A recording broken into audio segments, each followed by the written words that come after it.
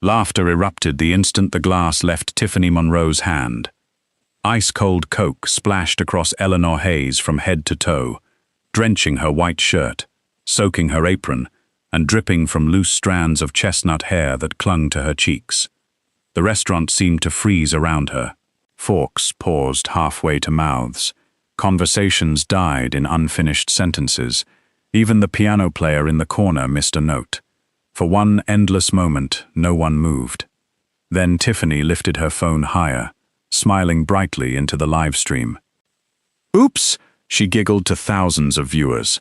"Looks like someone needs a diet and a towel." Her friends burst into hysterical laughter.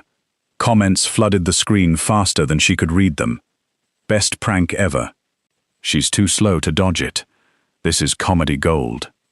Brandon Pierce leaned back in his chair, applauding as though he had just witnessed a stage performance. "I told you she'd just stand there." More laughter. Someone at another table quietly looked away. Someone else reached for a napkin but hesitated. Nobody wanted to become the next target. Eleanor closed her eyes for a brief second. The Coke was freezing against her skin, but the cold barely registered. Humiliation had its own temperature. She slowly untied her soaked apron, folded it carefully, placed it over one arm. Then she looked directly into Tiffany's phone. Her voice remained calm, almost gentle. "I hope you're ready to explain this to my husband."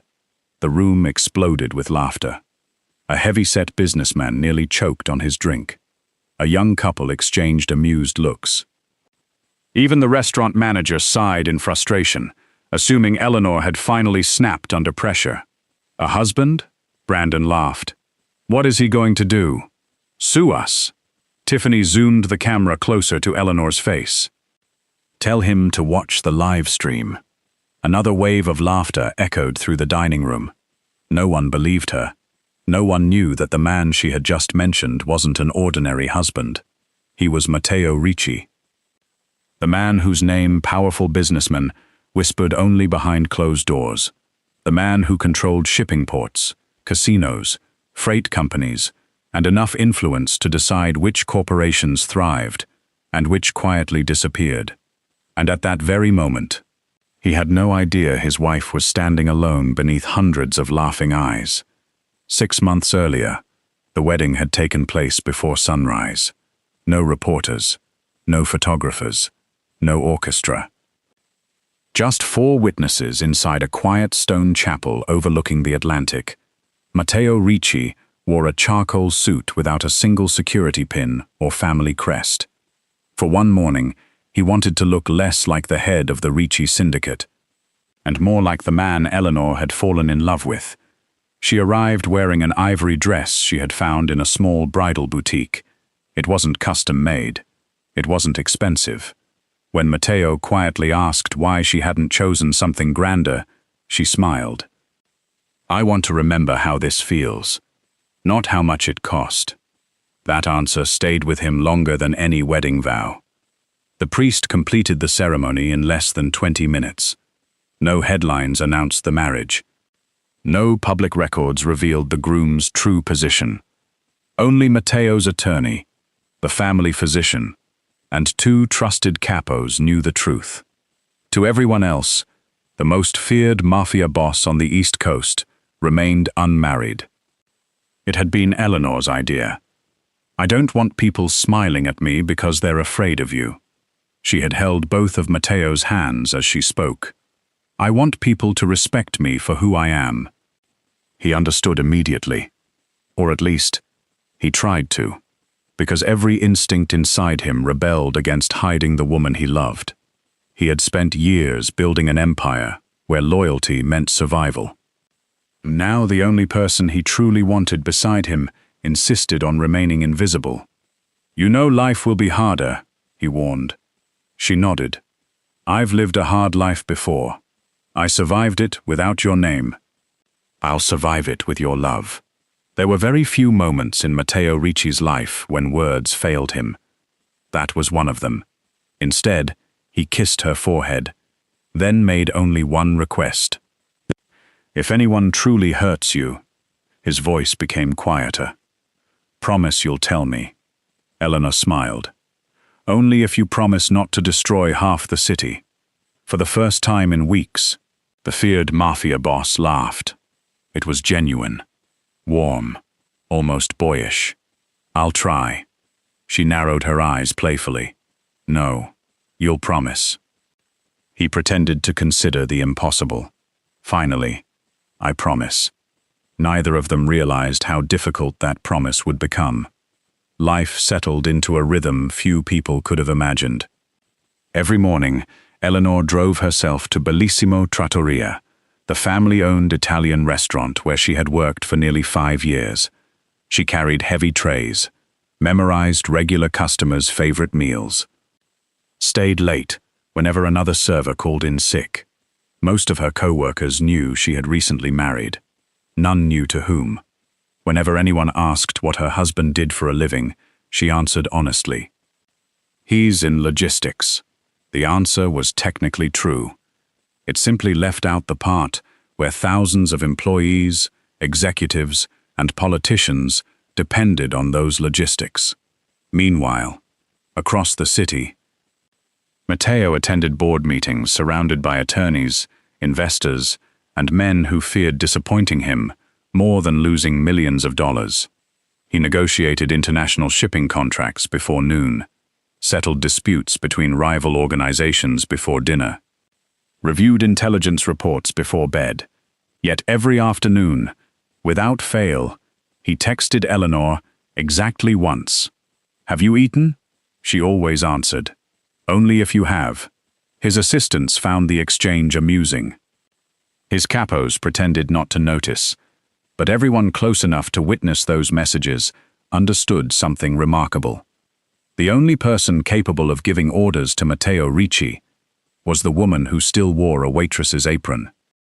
Friday evenings at Bellissimo Trattoria were always chaotic. By 6 o'clock, every table was occupied. Families celebrated birthdays beneath strings of warm lights. Business executives discussed contracts over expensive wine. Couples lingered over handmade pasta, while tourists crowded the entrance, hoping someone would finish dinner early. For Eleanor Hayes, Friday meant one thing: keep moving. She balanced 3 steaming plates across one arm, while carrying a basket of fresh bread in the other. Despite her size, she moved with surprising grace.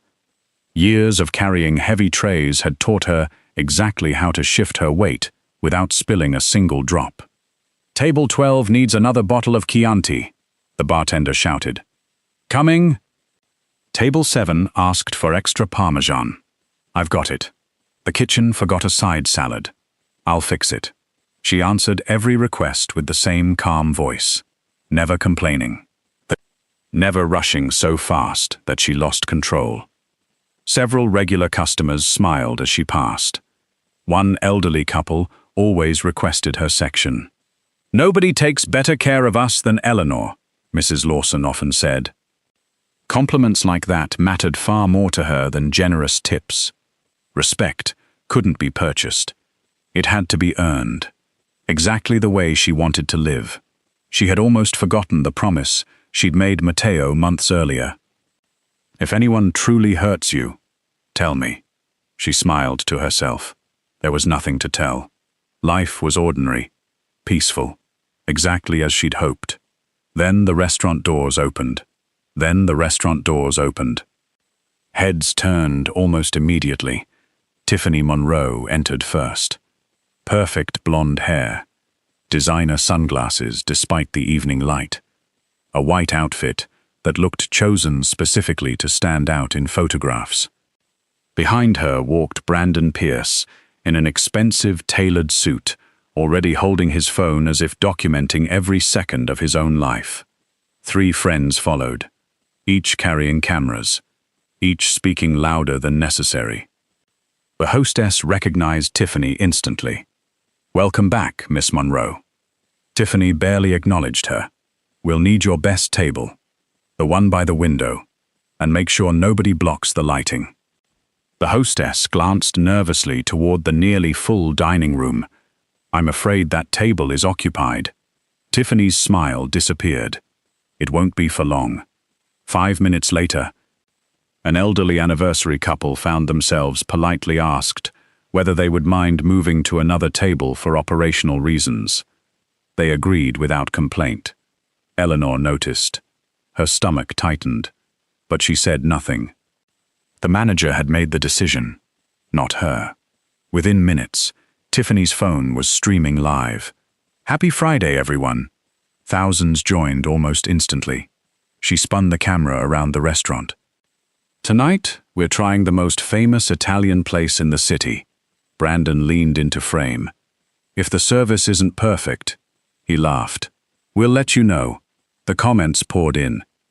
"Ask the waiter something ridiculous. Rate everyone. Do a challenge." Tiffany grinned. "Oh, don't worry. We always make dinner interesting." Eleanor approached with menus. "Good evening. My name is Eleanor, and I'll be taking care of you tonight." Tiffany looked up, paused, then slowly examined Eleanor from head to toe. The pause lasted only 2 seconds. But Eleanor had experienced enough judgment in her life to recognize it immediately. "So," Tiffany said loudly enough for nearby tables to hear, "you're our server?" "Yes, ma'am." She tilted her head. "I thought restaurants hired people who could actually move quickly." One of her friends snickered. Brandon laughed. The live stream chat exploded with laughing emojis. Eleanor smiled politely. "I'll do my best to make sure everything arrives on time." The calm response disappointed Tiffany. She had expected embarrassment. Instead, she found composure. The first 20 minutes became a series of small tests. Every few minutes, Tiffany demanded something new. More ice, less ice, a different fork, fresh napkins, a replacement glass because this one looked wrong. Extra lemon, no lemon, another basket of bread. Then complained she hadn't touched the first one. Each request forced Eleanor to cross the crowded restaurant again. Not once did she lose patience. Not once did she answer sharply. Other servers began exchanging worried looks. "She's doing this on purpose," whispered Mia near the kitchen. "I know." "Should somebody tell the manager?" Eleanor shook her head. "It'll only make things worse." Unfortunately, she was right. The manager had already noticed Tiffany's live stream. Instead of protecting his employee, he saw opportunity. "She's got millions of followers," he whispered to the assistant manager. "If this goes well, it'll be great publicity." He never asked whether Eleanor was all right. By the time dessert menus arrived, Tiffany seemed frustrated. Nothing had worked. The waitress refused to cry, refused to argue, refused to give her the dramatic reaction that generated viral clips. Brandon leaned closer. "Babe, you're losing the audience." She glanced at the screen. Viewer numbers had started dropping. She needed something bigger, something memorable, something people would replay. Her eyes settled on the large glass of Coke beside her plate. Ice cubes floated quietly near the surface. Condensation slid down the outside of the glass. A slow smile spread across her face. "I've got an idea." Brandon immediately understood. He chuckled. "Oh, that's evil, but it'll definitely trend." One of their friends hesitated. "Maybe don't." "It's just a waitress." Tiffany shrugged. "Exactly. No one's going to care." Across the room, Eleanor returned carrying the dessert tray. Homemade tiramisu. Cannoli. Chocolate mousse. She carefully placed each dessert in front of the guests. "Can I get anyone anything else this evening?" Tiffany wrapped her fingers around the cold glass. For a brief moment, time seemed to slow. Several nearby diners noticed the movement. A little girl at the next table frowned. An older gentleman quietly lowered his newspaper. Even Brandon leaned back slightly, knowing exactly what was about to happen. Tiffany smiled directly into her live stream camera. "Hey everyone, you wanted entertainment." She lifted the glass. "Here it comes." The glass tipped. For one suspended heartbeat, the restaurant seemed to hold its breath. Then the entire drink crashed over Eleanor. Ice cubes struck her shoulder before bouncing onto the hardwood floor. Dark soda soaked her white blouse instantly, streamed down her apron, and pooled around her shoes. Cold liquid dripped from her hair, across her face, and onto the dessert tray still balanced in her trembling hands. A sharp gasp rippled through nearby tables. The little girl who had been watching covered her mouth. Her mother whispered softly, "Oh my goodness." Then came the laughter. Tiffany laughed first. Brandon followed.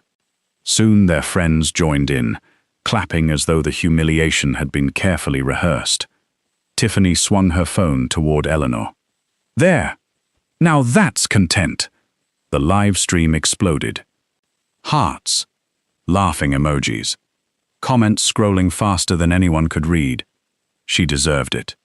Best Friday stream ever. "Somebody clip this! She's crying!" Except, she wasn't. Eleanor stood perfectly still.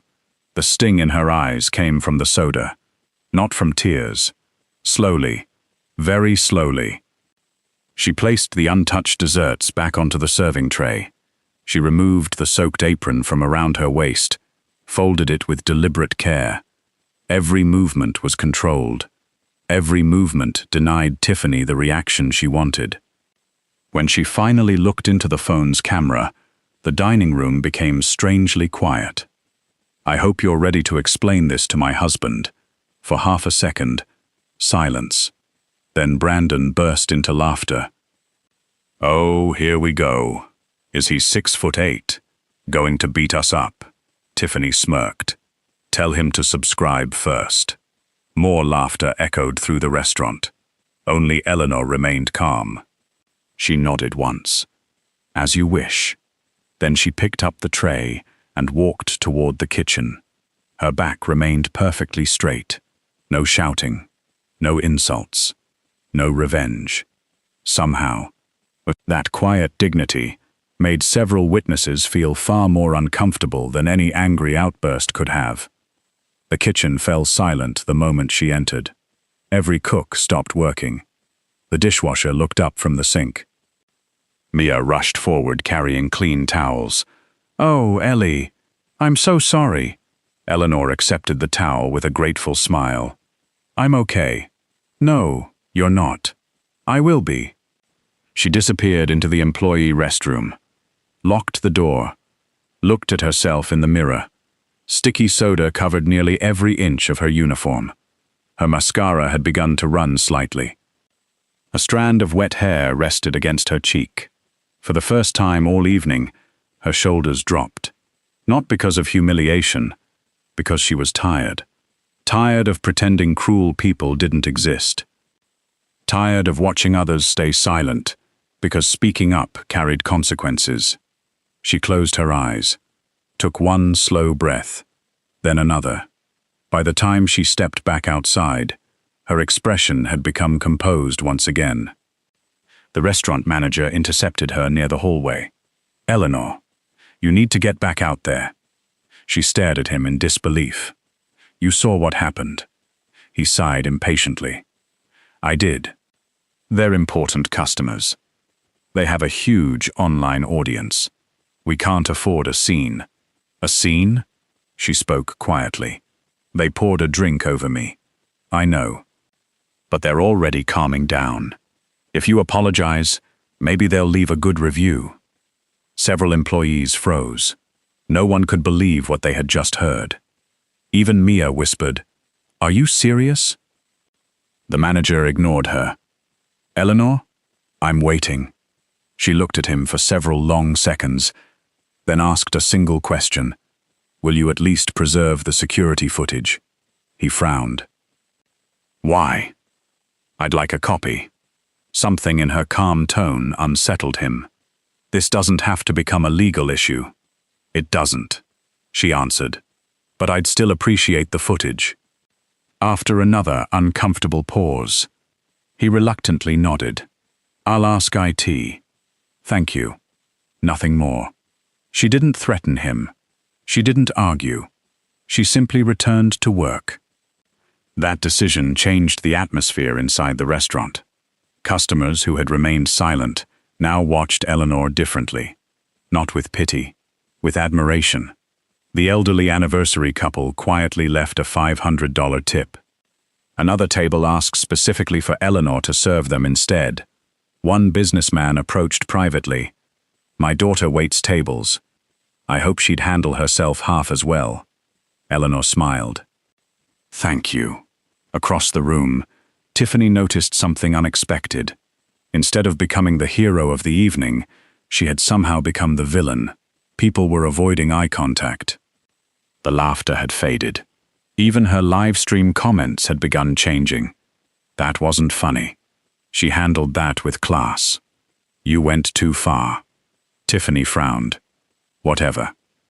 They're just jealous." Brandon nodded confidently. "Tomorrow everyone will be talking about you." He was right. Everyone would be talking. Just not for the reasons either of them imagined. Nearly 2 hours later, the restaurant finally closed. Employees clocked out one by one. Eleanor changed into dry clothes she kept in her locker.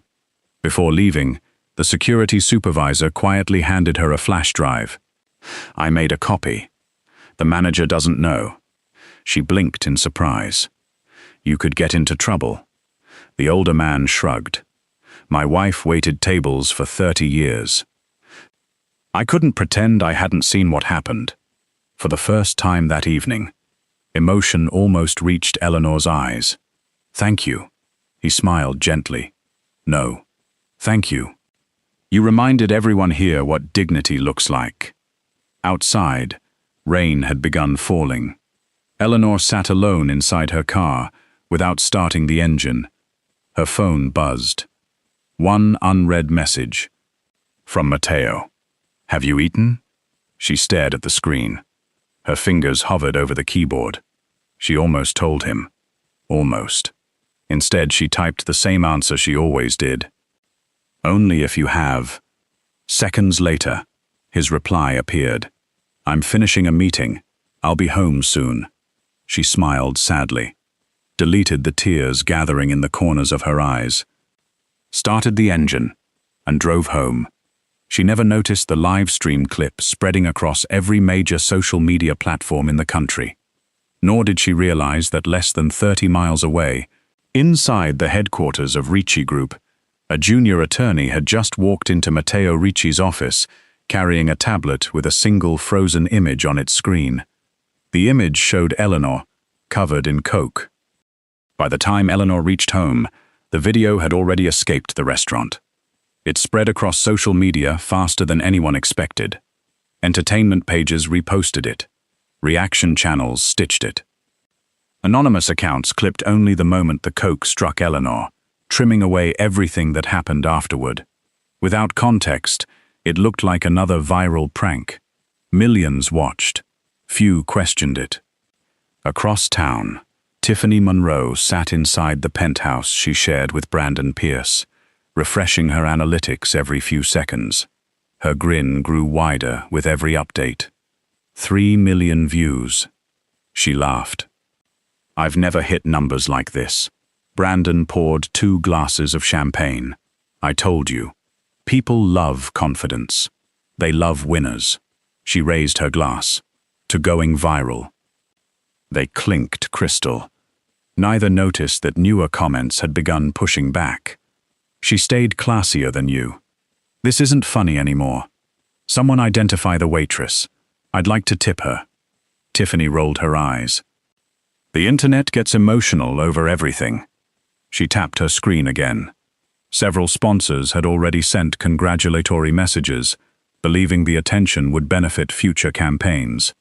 One marketing executive even wrote, "Brilliant engagement. Let's discuss another collaboration next week." Tiffany smiled proudly.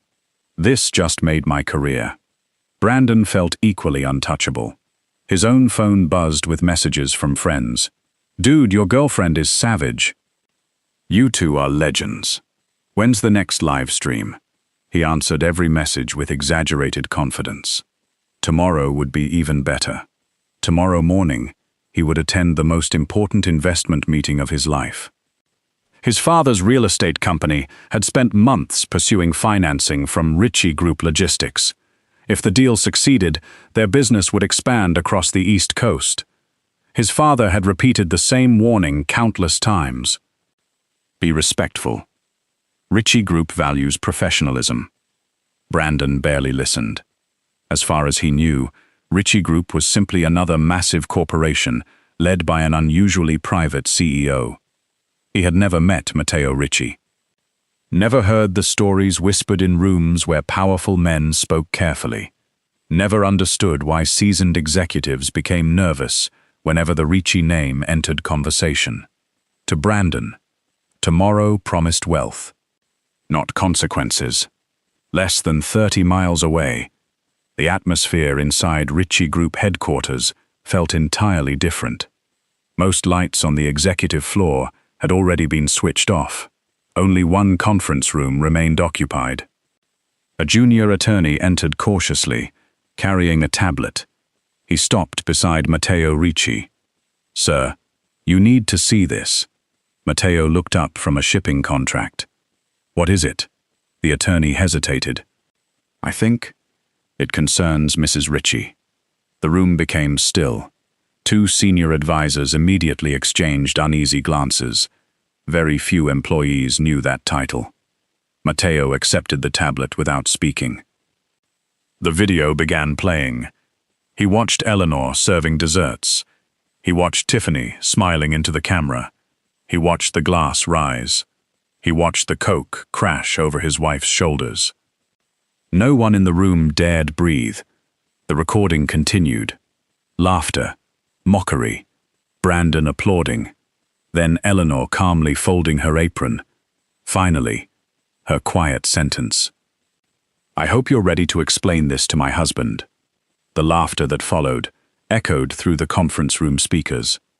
When the video ended, Matteo placed the tablet on the table, carefully. Silently. No one had ever learned to fear Matteo because he shouted. They feared him because he didn't. "Who are they?" His voice remained perfectly level. The head of legal answered immediately.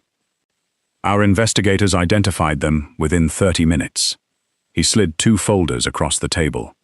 Tiffany Monroe, social media personality. Brandon Pierce, Vice President of Pierce Development. Another advisor added, "The Pierces requested tomorrow's investment meeting 3 months ago." Matteo opened Brandon's file first. He studied every page without changing expression. Financial statements, pending contracts, political donations, outstanding loans. Finally, he closed the folder, then opened Tiffany's, brand endorsements, media appearances, corporate partnerships. Every detail quietly organized. When he finished reading, he looked toward the legal team. "What have you prepared?" The chief attorney answered cautiously. "We can file civil actions immediately." Defamation, assault, intentional emotional distress. One of the capos spoke next. His tone was colder. "There are other options." Several men around the table nodded. No explanation was necessary. Everyone understood exactly what he meant. For years, enemies of the Ritchie syndicate had disappeared from boardrooms, businesses, and sometimes from public life entirely. No questions asked. No evidence left behind. The room waited. Matteo remained silent for nearly a full minute. Then, he closed both folders. No. Confused expressions spread around the table. The capo frowned. "Boss?" Matteo looked directly at him. "I gave my wife my word." Another long silence followed. "If I break that promise, I become the man she never wanted to marry." No one argued, because every person present knew something the outside world never would.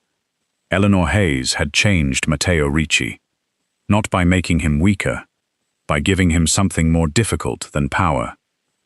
Restraint. The chief attorney cleared his throat. "What are your instructions?" Matteo stood. He picked up a single sheet of paper from the printer.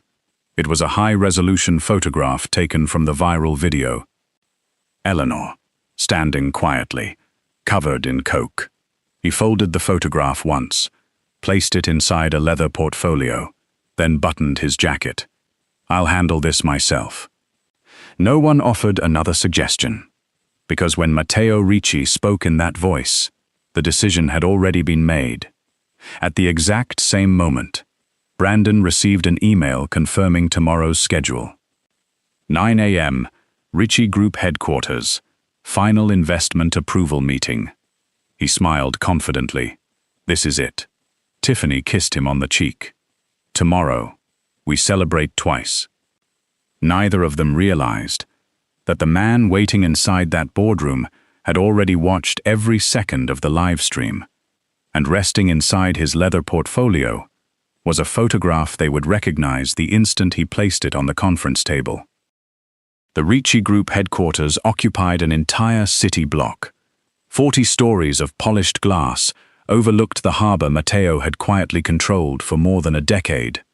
Every executive who entered the building understood one rule: punctuality wasn't appreciated. It was expected. At precisely 8:55 a.m., Brandon Pierce stepped through the revolving doors, wearing his most expensive navy suit. Beside him, Tiffany Monroe adjusted the designer handbag resting on her shoulder. She wasn't scheduled to attend the investment meeting, but Brandon had insisted. "If this deal closes," he told her, "everyone should know who we're celebrating with." The receptionist greeted them politely before escorting them to the executive boardroom. Neither noticed how unusually quiet the floor seemed. No assistants chatted outside their offices. No executives lingered near the coffee station. Even security personnel stood straighter than usual. The atmosphere felt less like a corporate headquarters and more like a courtroom moments before a verdict. Inside the boardroom, 12 executives were already seated: financial analysts, corporate attorneys, division presidents. Every chair faced the polished walnut table, stretching nearly 30 feet across the room. Brandon recognized several influential names immediately. He smiled confidently as handshakes were exchanged. "This is a tremendous opportunity. We're looking forward to building a long-term partnership." Most answered with polite nods. Very few smiled. Tiffany quietly looked around. "Where's Mr. Ricci?" One executive checked his watch. "He'll be here shortly." Something about his tone made Brandon pause. Not nervous, respectful, almost cautious. At exactly 9 o'clock, the boardroom doors opened. Conversation stopped instantly. Matteo Ricci entered without an entourage. He wore a perfectly tailored charcoal suit, a simple silver watch, and an expression impossible to read. No dramatic entrance. No raised voice. He acknowledged no one as he walked toward the head of the table. Only after taking his seat did he glance around the room. "Good morning." Every executive answered in unison. "Good morning, Mr. Ricci." Brandon extended his hand across the table. "Pleasure to finally meet you, sir." Matteo looked briefly at the offered hand, then at Brandon. He made no move to shake it. After several awkward seconds, Brandon slowly lowered his arm. A subtle discomfort spread through the room. Without speaking, Matteo opened the leather portfolio resting beside him. Everyone expected contracts, financial projections, perhaps acquisition documents. Instead, he removed a single photograph, printed on thick archival paper. He placed it carefully in the center of the table. The image faced Brandon and Tiffany. Their smiles disappeared. It showed Eleanor, standing inside Bellissimo Trattoria, her uniform soaked with coke, her hair dripping, her expression calm despite the humiliation surrounding her. The room became so quiet that the ticking of a wall clock suddenly seemed loud. No one understood why that photograph had replaced the meeting agenda. Only Matteo knew. He folded his hands calmly, then asked one question. "Would either of you like to explain?" His eyes settled first on Brandon, then Tiffany. "Why my wife was crying herself to sleep last night." No one answered. For several seconds, neither Brandon nor Tiffany seemed capable of understanding the sentence they had just heard. Finally, Brandon laughed nervously. "I'm sorry. I think there's been some misunderstanding." Matteo remained silent. Brandon pointed uncertainly toward the photograph. That's the waitress from yesterday." "Yes?" Matteo's reply was immediate. "My wife." The words landed like thunder. One executive slowly removed his glasses. Another lowered his pen. Across the table, the chief legal officer quietly closed the folder he had been preparing to discuss. Nothing inside it mattered anymore. Tiffany stared at the photograph, then back at Matteo. "No," she whispered. "That's impossible." "It isn't." Brandon felt the blood drain from his face. His father had warned him many times that Matteo Ricci valued loyalty above profit. But no one had ever mentioned a wife. He looked desperately toward the executives surrounding the table. Instead of surprise, most wore expressions of quiet understanding, as though they had just witnessed the final piece of a puzzle falling into place. One elderly board member finally spoke. "So, it was Mrs. Ricci." Another executive nodded slowly. "That explains everything." Brandon frowned.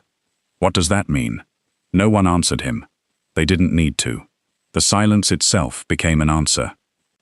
Tiffany forced herself to speak. It was just a joke." She attempted a small laugh. "My audience expects comedy. We never meant to actually hurt her." Matteo regarded her for several long seconds. "When my wife came home," he said quietly, "she told me she'd had a long shift. She didn't mention your names. She didn't ask me to solve her problems." His voice never rose. "She was trying to protect you." That sentence unsettled everyone more than anger would have, because it revealed something none of them expected. Eleanor had chosen mercy. Before Matteo had even known who deserved it, Brandon suddenly leaned forward. "Sir, I had nothing to do with the drink. I didn't pour it. It was Tiffany." Tiffany whipped around. "What? You were laughing. You told me it'd go viral. You encouraged it." Brandon shook his head frantically. "You picked up the glass. I never touched her." Within seconds, the couple who had celebrated together the previous evening began blaming each other across the conference table. Every accusation sounded louder than the last. Every excuse revealed another layer of selfishness. Matteo watched in silence. He didn't interrupt. He didn't need to. People often revealed their true character once fear entered the room. Finally, he raised one hand. Instant silence returned. "I've heard enough." Brandon swallowed hard. "Please. My father spent months arranging this meeting." "I know," Matteo answered. "I also know exactly how much your family needs this partnership." He opened another folder. Inside were the Pierce development contracts. Already prepared. Already reviewed. Already ready for signature. Matteo picked up a fountain pen. Then, very deliberately, he closed the folder again, without signing a single page. Brandon's face turned pale. He suddenly understood. The meeting was over, and the consequences were only beginning. The silence lingered after Matteo closed the contract folder. Brandon's heartbeat pounded so loudly, he was certain everyone in the boardroom could hear it. He swallowed. "Mr. Ricci, please. My father doesn't even know about what happened. This shouldn't affect our business." Matteo looked at him without anger.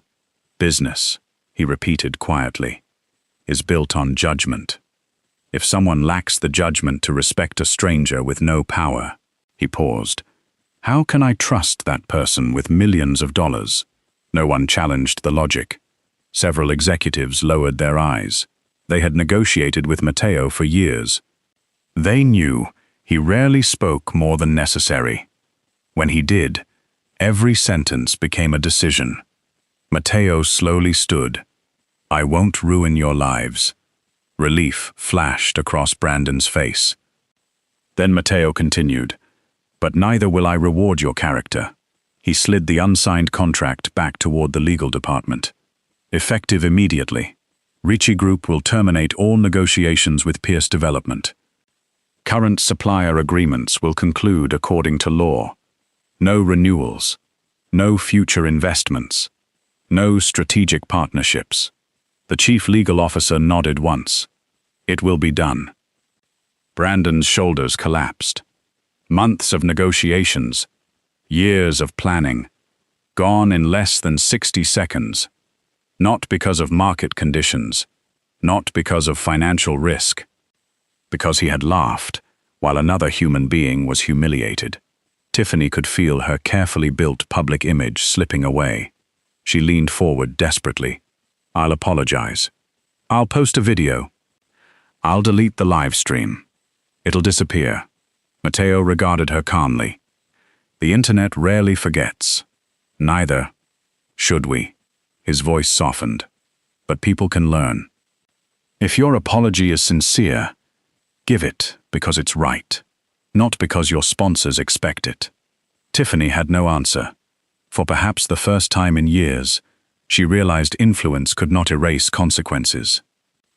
As Brandon and Tiffany were escorted from the boardroom, no one celebrated. There was no applause, no triumphant speeches, only quiet professionalism.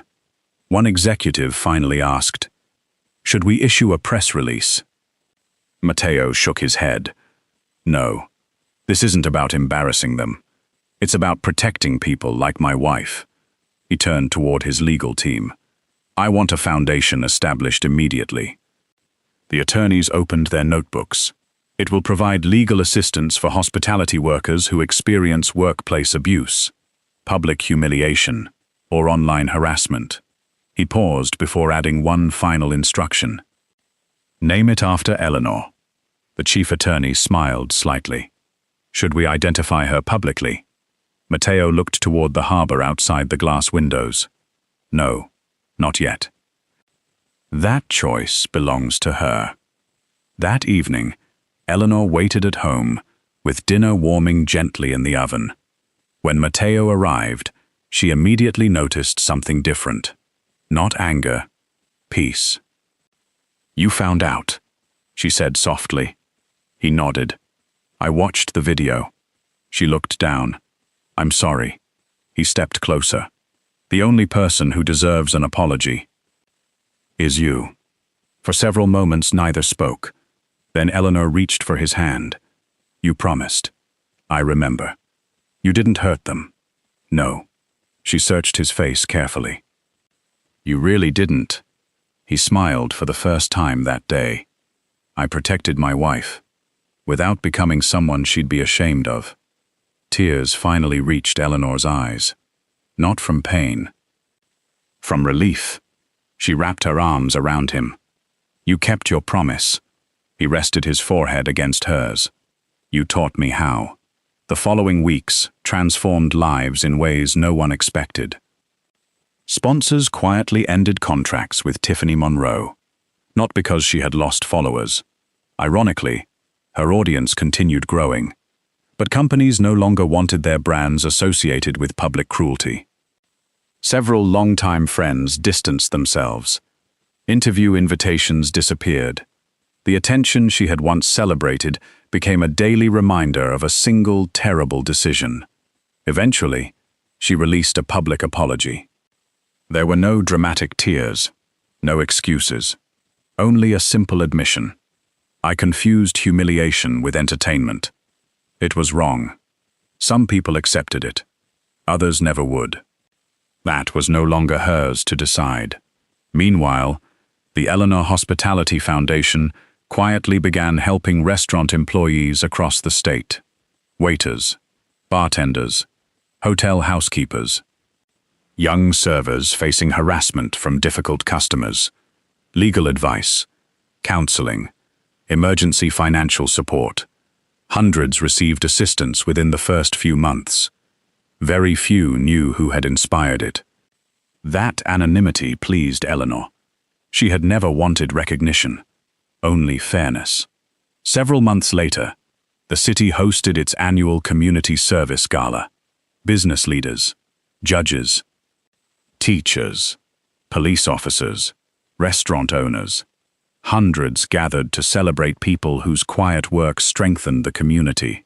Eleanor believed she had simply been invited as a guest speaker, representing hospitality workers. She stood backstage, nervously reviewing her note cards. Then, an organizer approached. "Mrs. Hayes, there's been a small change. You'll be introduced by Mr. Matteo Ricci." She blinked. "He never told me he was coming." The organizer smiled knowingly. "I don't believe he wanted to." The ballroom lights dimmed. Matteo walked onto the stage. The audience applauded politely. Most expected another speech about philanthropy or business leadership. Instead, he looked toward the wings where Eleanor waited, then spoke quietly into the microphone. For many years, people believed strength came from wealth, influence, or fear. He paused. "I learned otherwise." He extended one hand. "Eleanor, would you join me?" Confused applause filled the room as Eleanor stepped onto the stage. Matteo turned toward the audience.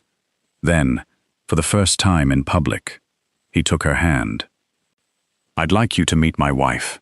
A wave of astonishment swept through the ballroom. Business executives exchanged stunned looks. Community leaders whispered to one another. Several former Bellissimo employees gasped openly. Even the restaurant manager, seated near the back, slowly lowered his head. Matteo continued, "The strongest person in my life isn't respected because of power." He looked at Eleanor with unmistakable pride. "She's respected because she chose dignity. When the world offered humiliation, for one long heartbeat, no one moved. Then the entire ballroom rose to its feet. The standing ovation seemed endless." Eleanor looked around in disbelief. Many of her former co-workers wiped tears from their eyes. Even the elderly couple she had served every Friday smiled proudly from the front row. Months later, Bellissimo Trattoria looked much the same. The same warm lights, the same smell of fresh bread, the same piano in the corner. Only one thing had changed. Eleanor no longer arrived wearing an apron. She came as a guest. The staff greeted her like family.